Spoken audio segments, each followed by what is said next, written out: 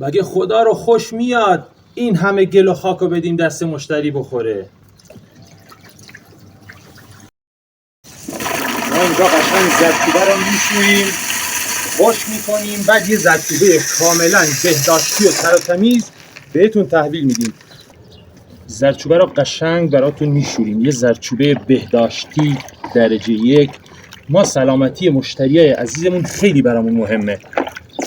چند بار این آبکشی رو انجام میدیم قشنگ تمیز پاک و پخته بشه.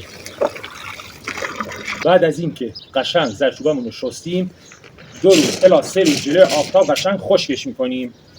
اگه شما هم سلامتی خودت و خانواده و اطرافیانت برات مهمه، حتما زردچوبه شسته استفاده کن. به سراسر ایران هم ارسال داریم. این پستم ذخیره کن، برای دوستاتم بفرست، اونایی که سلامتیش برات مهمه.